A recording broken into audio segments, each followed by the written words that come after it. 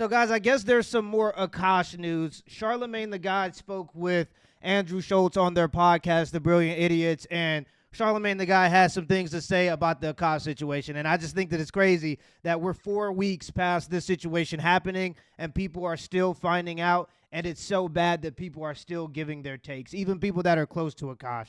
To be honest, guys, there's only so many opinions I can give on this topic before you start to feel like a hack.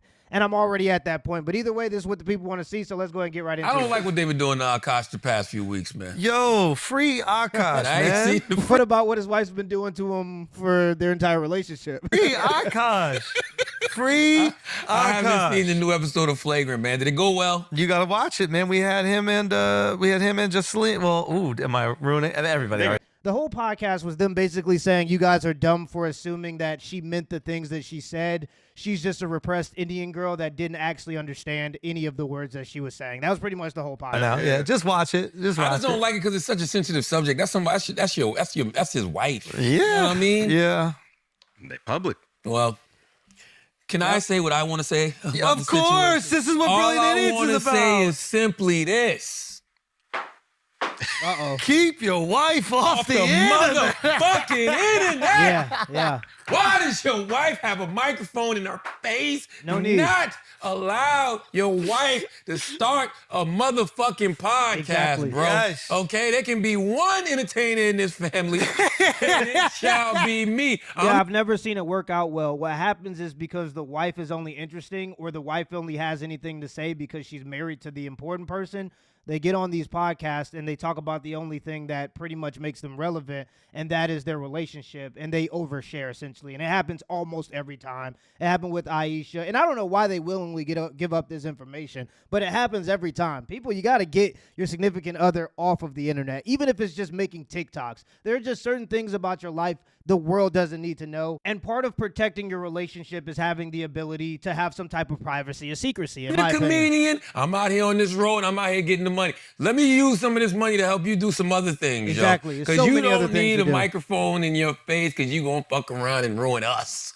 All right? Not just you. Exactly. But go watch the episode. Yes. We had a great talk with Akaash and Jocelyn, and it was awesome, and it was very funny. Because I don't want to have to explain, because that's my wife. I'm going to always have my wife's back. Yes, as You know what you I'm should. saying? But But does his wife have his back? And that's the issue. The funniest part about this is that people don't even have a problem with Akaash. People just have a problem with Akaash being used by his wife, who seems to obviously be a gold digger to everybody with eyes and ears. But guess what? And so much of this shit was bullshit. And if you want to be used by a gold digger in your private life, that's fine. But once you put it to the internet, you subject it to the internet, people are going to give their takes on it. It's great content and it's hilarious. And then there are things Tell that me she what was said. bullshit. She was a virgin. She was never a whore. So that video of her talking about sleeping with a bunch of men was not real? She never said she slept with it. She said I was popping my pussy at frat parties, and she's a sheltered Indian girl who thought that meant dancing. And then the rest of us were like, what the fuck did you really mean by that? So we had that conversation. But her being a whore. She talked about having a roster. Interesting use of words. She talked about doing backdoor stuff with a guy that she met on Tinder. And most people, even most women, would consider that to be, by definition, whore behavior. And so even if you take her out of it, not calling her that, but I'm saying even if you take her out of it and objectively look at the behavior, most people would label it as that. Completely out of context. But didn't she talk about... Say it. Uh-huh. We discussed everything on the so pod. Didn't she talk about sucking cocks? No. She never said that? There was never a video about that? She said that Akaash's balls smell like a homeless person.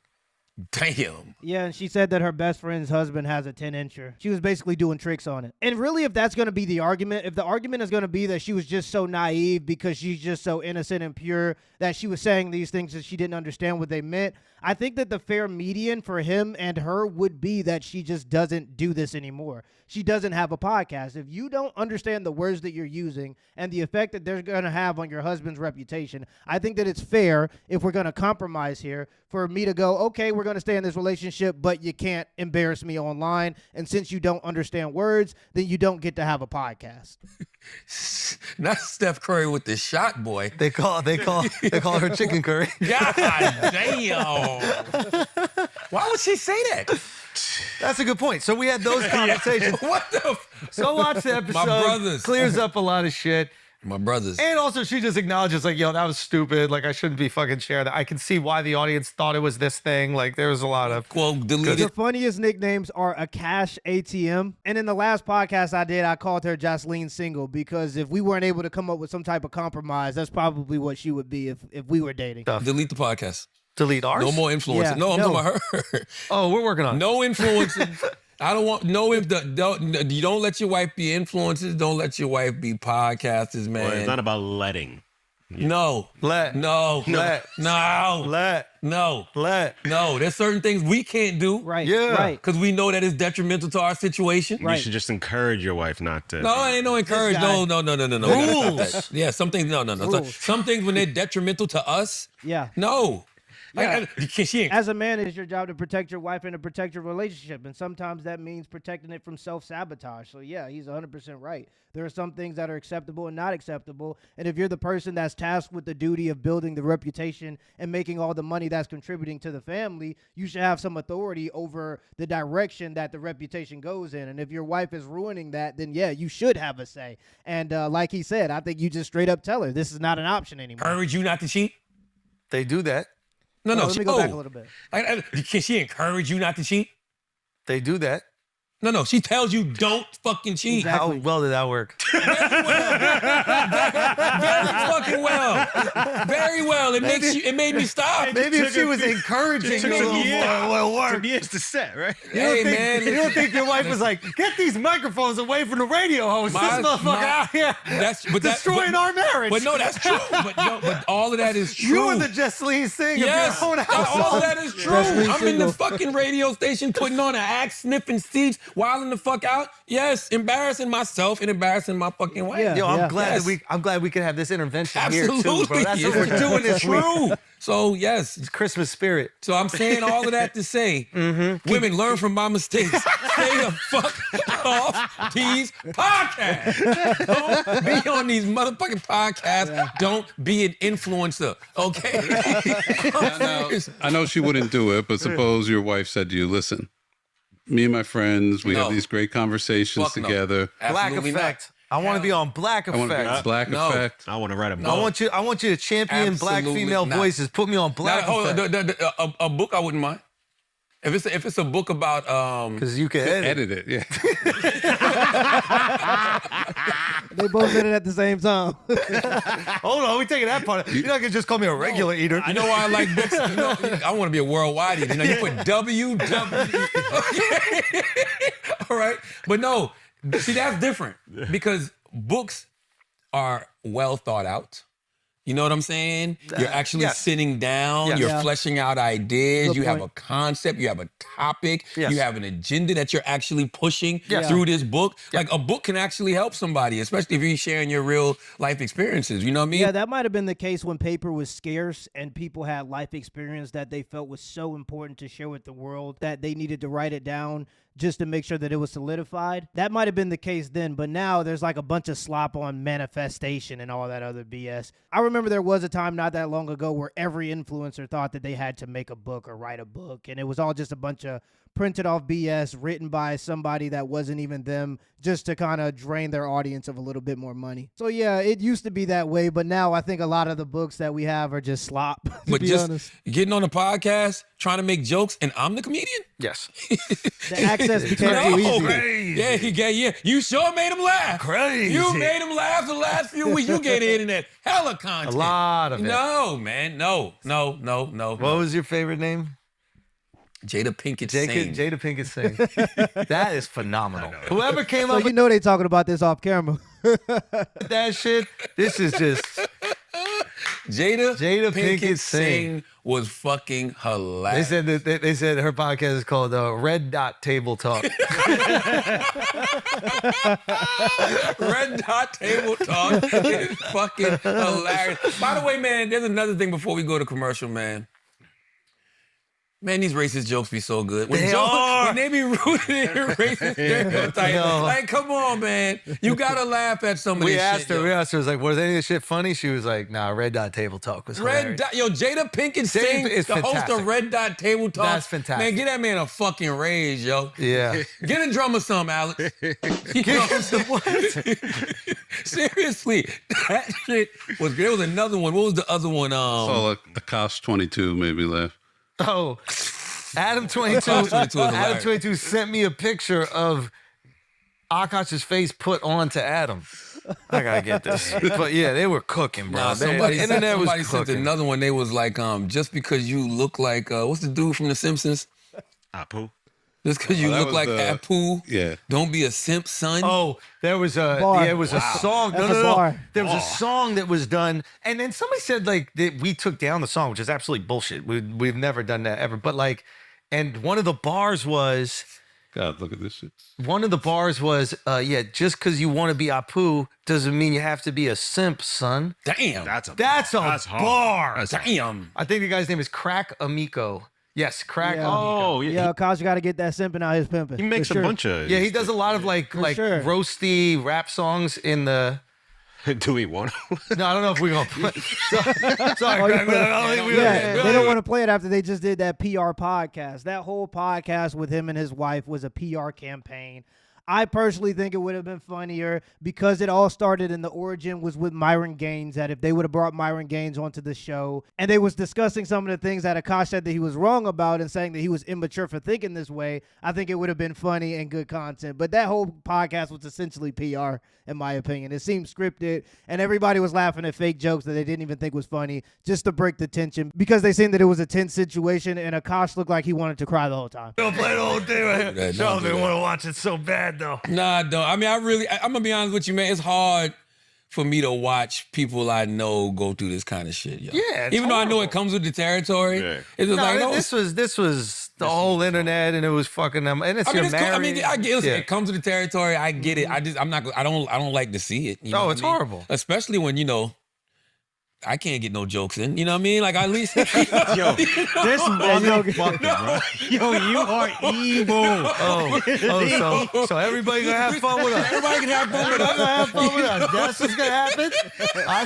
I see how it is. Yeah. I'm texting y'all like, yo, Akaash good, yo. Akaash good, yo. I had a lot of people That reach boy dangling from a cliff somewhere. You got to check on him. out. Yes. That's how I knew it was getting fucked up when like people that are not connected to this at all were messaging me, yo, is Akaash okay? Bruh. This is the first Thanksgiving I had that didn't end in an argument because 3 hours was just talking about that whole situation. Yeah. Because it's just like the situation got its own like reality.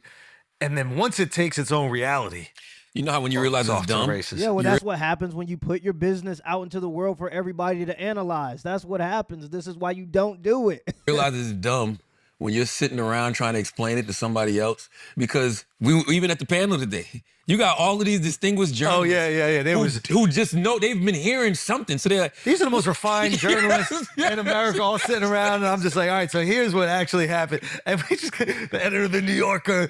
Yeah, he's Wait, doing wait, PR. that He's doing came up PR. at the Nah, before the He's going to panel. be seen as the innocent girl who was naive that got attacked by all of the misogynists on the internet because of a TikTok. That's what it's going to be painted as. Damn. and I'm listening to this show talk, so I'm like, oh, so wait, she wasn't talking about sleeping with other guys? Exactly. And Andrew was like, no. Yes, she was. She was talking about having orgies with her best friend's husband. And I'm trying to figure out under any context where that would be appropriate for a man to say without getting extreme backlash. If a man said anything similar to what she was saying about him and her experiences or whatever it may be, there would be women lined outside of his house with torches and pitchforks for sure. You know, she just saying she popped that pussy. And Stephanie goes, pop that pussy? I